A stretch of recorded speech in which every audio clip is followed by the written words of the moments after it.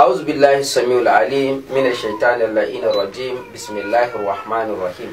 yan uwa masu daraja, assalamu alaikum wa rahmatullahi ta'ala wa barakatuh. Barkanmu da sake saduwa da ku a wannan channel taku mai albarka ta Alwahada African TV.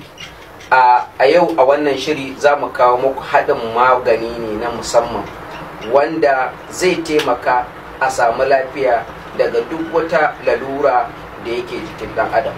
Ko da ko lalura ne yana cikin jini ne ko a ciwo ne da aka yi ta magunguna daban-daban ba tare da an samu nasarar samun lafiya.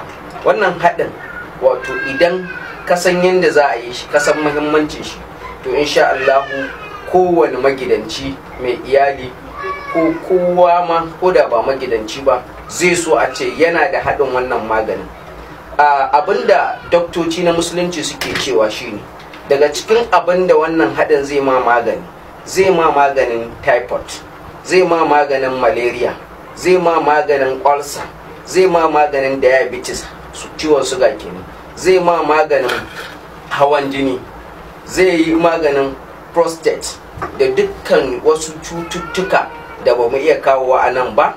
Idan kana amfani da maganin nan za ka iya ɗaukar lokaci ba tare da kayi rashin lafiya ba. Ya ake haɗa wannan maganin? Yadda ake haɗa wannan maganin shine za ka nemi wato garin ganyen zogale gwangwani na madara guda, ganyen zogale wanda aka shanya ba a rana ba, saboda an shanya a rana yana rage masa ƙarfi. Sai ka nemi garin habbatus sauda mai kyau, ko ka sai 'ya'yan ka niƙa ya zama gari, shi ma gwangwanin madara guda ɗaya. Sai ka nemi citta rabin gwangwanin madara. Sai a nemi garin tafarnuwa, shi ma rabin gwangwanin madara. Bayan nan sai a nemi wato garin kurkum, wato turmeric kenan da turanci, shi ma rabin gwangwanin madara. Idan za a samu green tea, shi ma a hada da shi ma rabin gwangwanin madara. Wayannan abubuwa da muka ambata yanzu su za a hada wuri daya, a motsa su sosai, sai a rika ɗiban ƙaramin cokali ana sa uwa cikin ruwan zafi, ana dafawa, ana sha.